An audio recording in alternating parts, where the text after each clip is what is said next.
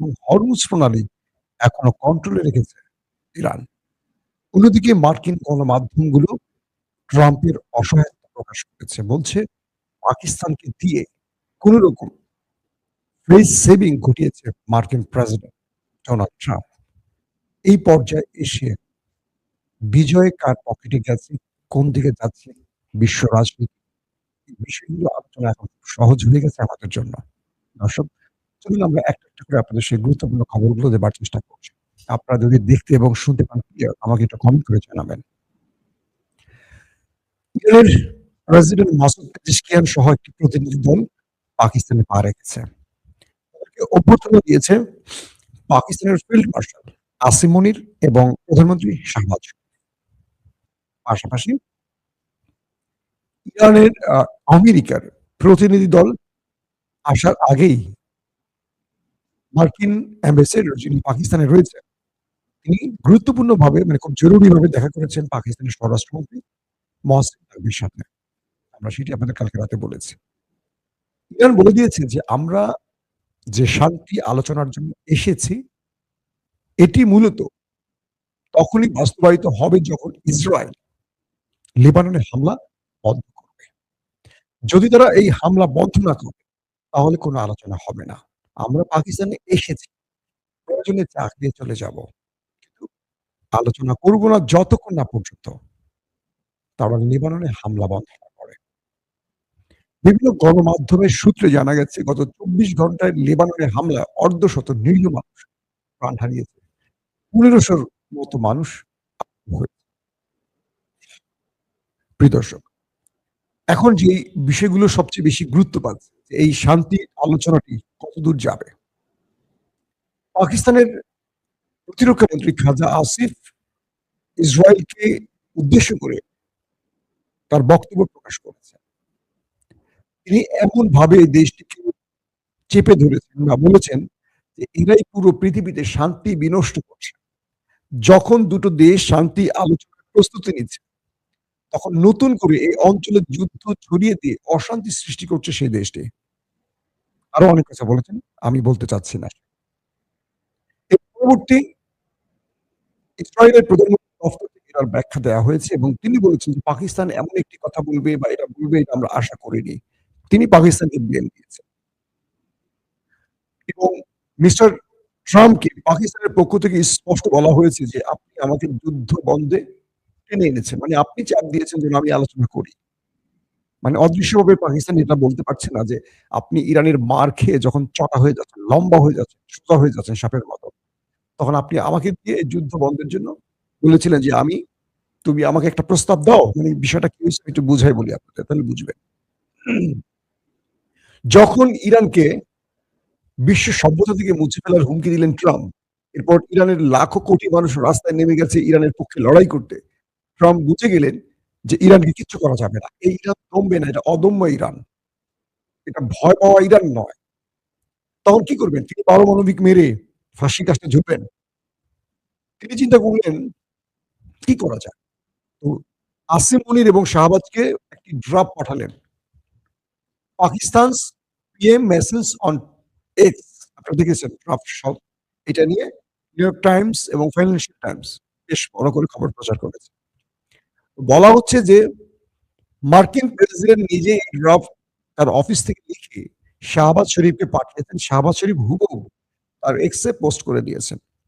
এর ১ ঘন্টার মধ্যে এটা ব্যাপক ভাইরাল হয়ে যায়। আমাকে একটা উদাহরণ দিয়ে বলি, জনাব তারেক রহমান আমাকে একটা পোস্ট করলেন। উনি বললেন, "মাসুম এটা প্রকাশ করো তোমার ফেসবুকে। মাসুম তুমি এটা প্রকাশ করো তোমার ফেসবুকে সহ আমি পোস্ট করে দিলাম।" বুঝছেন নি বিষয়টা? এরপরেই তো সবাই বুঝে গেছে যে এই পোস্টটা আমার না, এটা তারেক রহমানের। আমি জাস্ট একটা উদাহরণের জন্য বললাম আপনাদের। পরে এটাকে আবার এডিট করে ওই ১ম শিরোনামটি drop Pakistan's PM prime minister message on X, এই শব্দটুকু ফেলে দেয়া হয়েছে। তো এটি নিয়ে ফাইন্যান্সিয়াল টাইম এবং কি বলে নিউ ইয়র্ক টাইমস আরো বেশ কিছু গণমাধ্যম, এই গণমাধ্যমগুলোর বয়স জানেন? একটা ১৫০ বছর, একটা ২০০ বছর বয়স। আপনার আমার দাদার জন্মের আগের। এরা মানে বড় করে নিউজ করেছে যে আমেরিকা নর্থ ওয়ে পাকিস্তানকে ব্যবহার করেছে এই যুদ্ধ বন্ধের জন্য, সিজ ফায়ার এর জন্য। তার মানে ট্রাম্পের মানে কাপড়-টাপড় সব খুলে ছিঁড়ে দিয়েছে এখন বিশ্ব গণমাধ্যম মিডিয়াগুলো। বলা হচ্ছে ট্রাম্প পাকিস্তানকে বলছে যে আমাকে একটা মুখ রক্ষার ফেস সেভিং এনে দাও। পাকিস্তান সেই কাজটি করেছে। ইরান কিন্তু ধর্ণা দেয়নি যুদ্ধ বন্ধের জন্য। ইরান এখন বলছে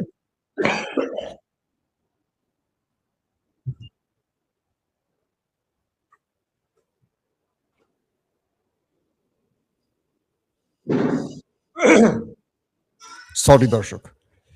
তো এখন ইরান বলছে সুবিধা মতো যে যুদ্ধ বন্ধ তো তুমি চাইছো আমার দুয়ারে এসে। আমি তোমার কাছে চাই নাই। তুমি ধর্ণা দিচ্ছ পাকিস্তানের মাধ্যমে। এখন আমি যা বলব তোমাকে তাই করতে হবে। আর তুমি যদি যুদ্ধ চাও আমি যুদ্ধ করতে রাজি আছি। আমি লম্বা সময়ের জন্য যুদ্ধ করতে প্রস্তুত আছি।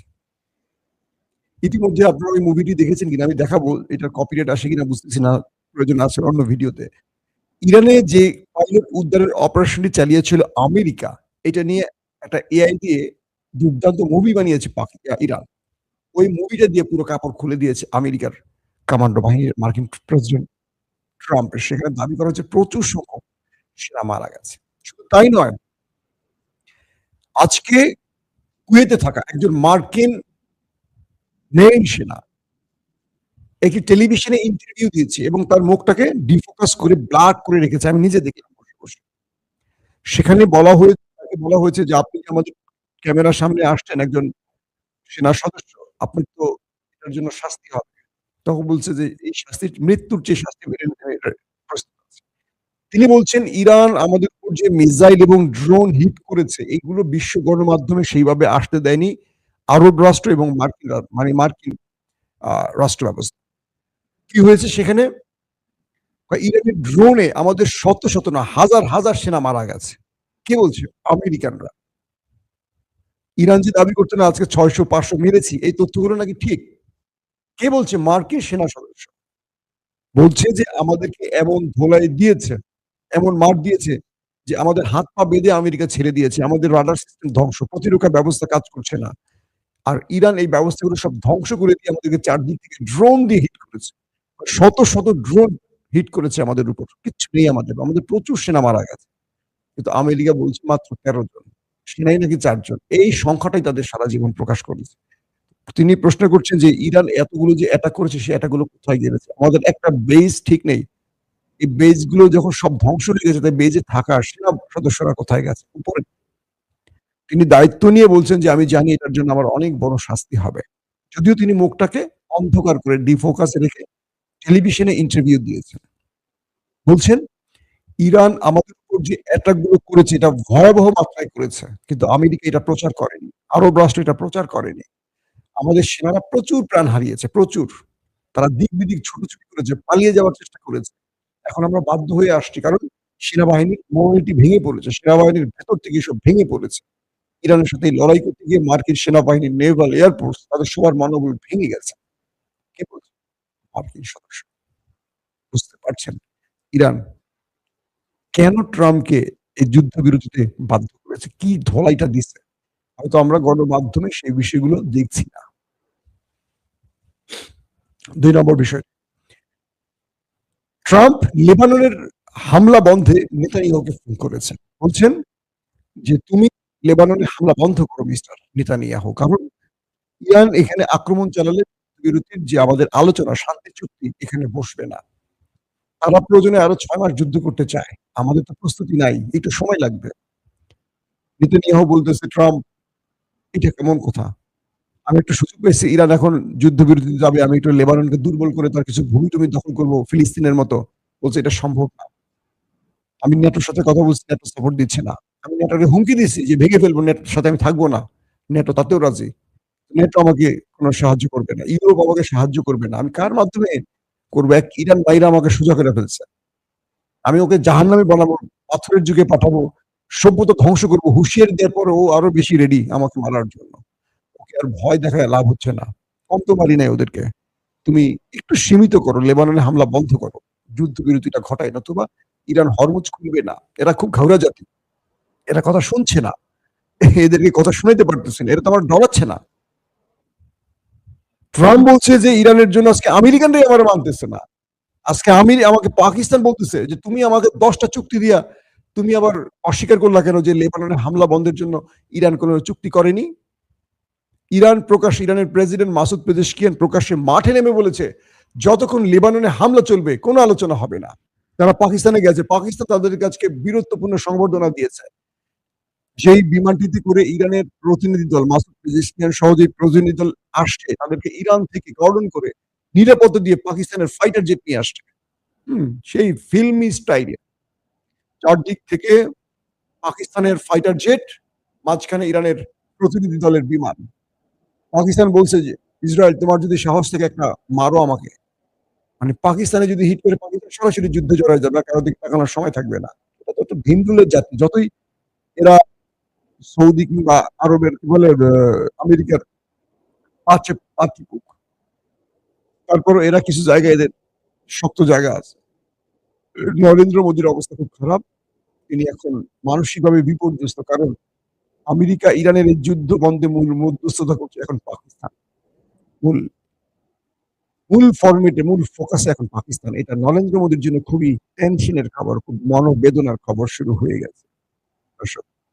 বলা হচ্ছে আরবের যেটা দিয়ে শুরু করলাম, কাতারের কুয়েতের যে সোলজার বললেন কথাগুলো, তিনি বললেন যে আরবের ভেতরে কি পরিমাণ ক্ষয়ক্ষতি হয়েছে ইরানের অ্যাটাকে, এটা কেউ প্রচার করছে না। ইরানও ঠিক মতো করছে না। ইরান প্রতিশোধ নিয়েছে ব্যাপক আকারে। ইরান তার নিজের নিহতের সংখ্যাটা ঠিক মতো বলছে, কিন্তু আমাদেরটা যা বলছে আর আমাদের সরকার আরো কমিয়ে বলছে। এই অবস্থায় আমেরিকানরা আর যুদ্ধ করতে চায় না। ট্রাম্প যদি আবার যুদ্ধ ছড়িয়ে দেয়, এবার পুরো সিস্টেম মানে সেনাবাহিনীর মনোবল পুরোটাই ভেঙে পড়বে। তারা বলছে যে আমাদের মধ্যে পুরো হতাশা কাজ করছে। তারা বলছে যে আমরা মরছি কিন্তু প্রকাশ্যে বলতে পারছি না, এমন মৃত্যু কেন হবে আমাদের? তো এরপরে যে বিষয়গুলি আসছে, ইরান এবং আমেরিকা যতটাই আলোচনা করছে যুদ্ধবিরতির জন্য, ভিতরে ভিতরে তারা যুদ্ধের জন্য প্রস্তুতিও নিচ্ছে। যদি শেষ পর্যন্ত আলোচনা ঠিক মতো সফলভাবে শেষ না হয়, ইরানের চুক্তিগুলো আমেরিকা মেনে না নেয়, তাহলে যুদ্ধটা আরো বড় আকার ধারণ করবে। এবং দুই পক্ষ, ইরানও ট্রিগারের হাত রেখেছে, আমেরিকাও ট্রিগারের হাত রেখেছে। আর এই আলোচনা যেন ভেস্তে বেশি চাচ্ছে ইসরায়েল, কারণ ইসরায়েল নেতানিয়াহু পুরোপুরি লুজার হয়ে গেছেন। এখান থেকে তিনি কিছু পান নাই, তাই লেবাননে কিছু নিরীহ মানুষ মারলেন। তো এটা তার মূল ব্যর্থতার জায়গা। আরেকটি বিষয় হলো যে দখলদারদের একটি ড্রোন ঢুকেছিল আপনার ইরানের ভেতরে, হরমেজ সিরিজের হারমেজ 900, এটাকে ইরান ভূপাতিত করে মাটিতে ফেলে দিয়েছে। অর্থাৎ ইরান এখন যে অ্যাগ্রেসিভ পজিশনে আছে, এটি এখন সবাইকে একটু অবাক করছে। আরেকটি বিষয় হলো যে বলবো আপনার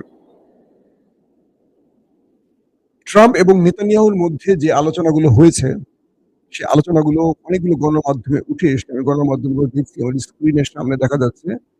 এবং হরমুজ প্রণালীতে কিছু জাহাজ এসেছিল, এগুলোকে ইরান ফেরত দিয়েছে, বলছে আলোচনার আগে কেউ এখান থেকে মুভ করতে পারবে না, তোমরা তোমাদের বাড়ির দিকে যাও। আর এখন একটা চমৎকার বিষয় আছে, সেটা হলো ইরান বলছে যে আমাদের সাথে যে আলোচনাটি আমেরিকার চলবে, এটার জন্য একটা ভালো গ্রান্টার থাকতে হবে। শুধু গ্রান্টার নয়, এটাকে যে কোনো ভাবে আমেরিকাকে মেনে চলতে হবে।